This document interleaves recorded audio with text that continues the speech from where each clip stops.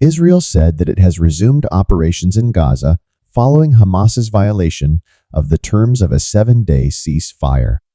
The statement was released the day after U.S. Secretary of State Antony Blinken met with Israeli Prime Minister Benjamin Netanyahu and Palestinian Authority President Mahmoud Abbas in the occupied West Bank.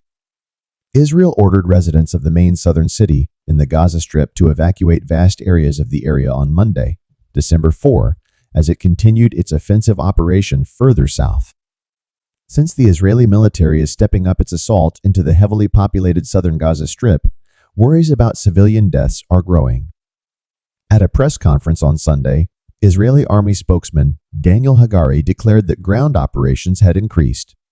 Following the collapse of a week-long ceasefire, the expanded offensive aims to remove the Hamas rulers in Gaza, whose attack on Israel on October 7 sparked the conflict.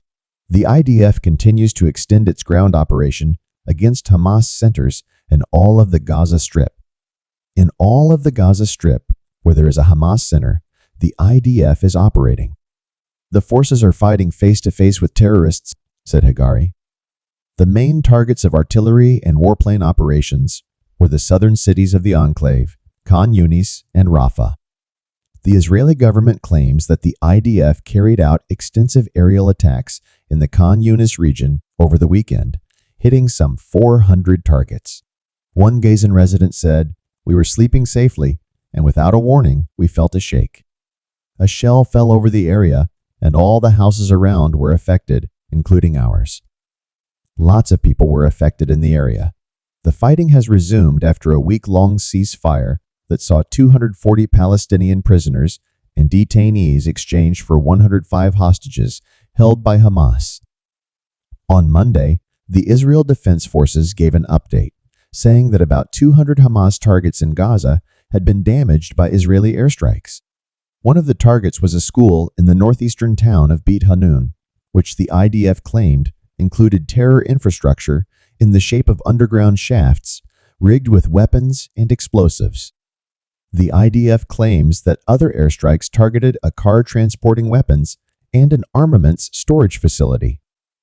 In the course of the night, the Israeli Navy also bombed a number of targets, assisting with the reinforcement of ground troops, according to the IDF. The IDF claims that it has struck thousands of Hamas targets. Israel, the United States, the United Kingdom, and other Western countries view Hamas as a terrorist group. Israeli ground soldiers are currently moving into Gaza's southern sector and carrying out operations close to Khan Younis. The IDF claims that it has also destroyed hundreds of tunnels that were built beneath Gaza. Hamas claims that their network of tunnels is 500 kilometers long. Israel says it has killed hundreds of Hamas fighters during the battle, many of whom were commanders. More than 390 Israeli soldiers have died, most of them in the attack on October 7. The IDF claims that 75 Israeli troops have lost their lives in Gaza since the battle began.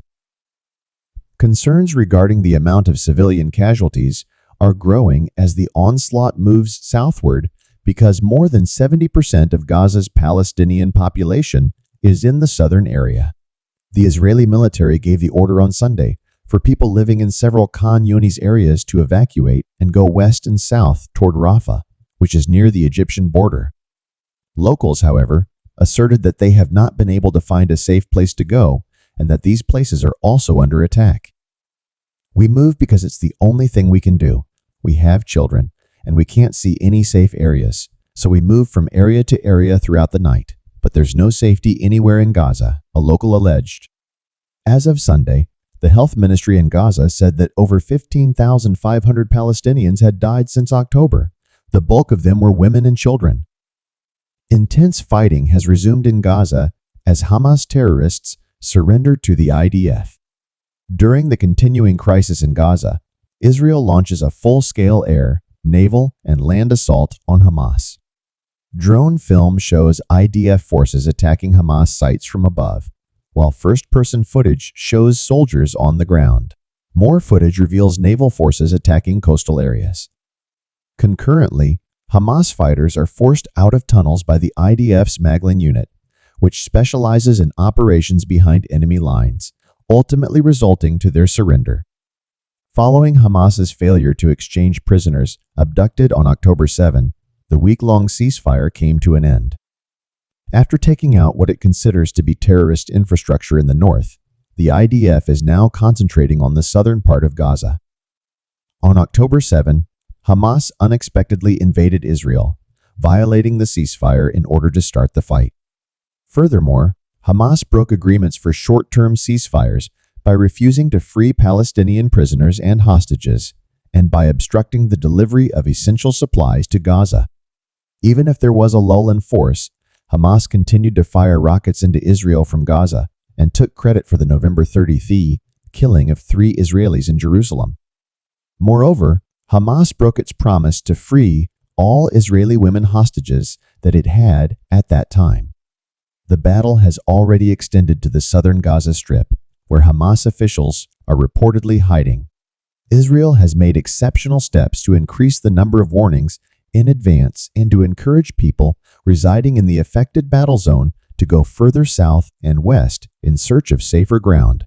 Furthermore, Israel has consented to designate far larger safe zones in southern Gaza in comparison to the original proposal. Israel is acting to preserve civilian lives, even if there's a chance that doing so will alert Hamas to Israel's military objectives and hinder its efforts to destroy the group. The battle between Israel and the Houthis intensifying in the interim.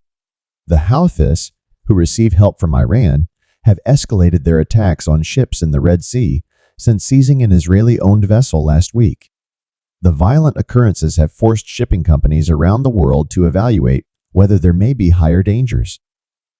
With the attack on 3 commercial ships in the Red Sea on Sunday by ballistic missiles fired by the Houthi rebels in Yemen, this weekend saw a notable increase in marine assaults around the Middle East. A week earlier, armed men backed by Iran leaped from a helicopter onto the deck of a Japanese-run cargo ship in the Red Sea, raising the flags of Palestine and Yemen. The United States Navy announced late on Sunday that 3 commercial vessels had been attacked in the Strait, a narrow body of water separating the Horn of Africa from the Arabian Peninsula. The Houthi attacks were limited to just 2 ships. The Bahamas-flagged bulk freighter Unity Explorer was the target of at least 1 bullet that is believed to have been fired at it, and it caused damage. The USS Carney, a guided missile destroyer of the Arleigh Burke class, shot down 2 drones and appeared to be heading toward it when other ships called out for help. Tehran has yet to release an official statement on the latest incident, but it has maintained in the past that each of the groups it supports in Yemen, Syria, Iraq, and Lebanon operates autonomously, even while it supports a resistance axis that comprises these countries' organizations. Iran-backed Hezbollah has begun engaging Israeli forces on the border in a brutal display of support for the Palestinian people. After scores of Hezbollah militants, including journalists, were killed by Israeli fire, there are worries that there might be a regional escalation. The Houthi military spokesperson, Yahya Saree, admitted that her group was responsible for 2 of the attacks, but did not respond to claims that one of their drones was shot down by a U.S. destroyer.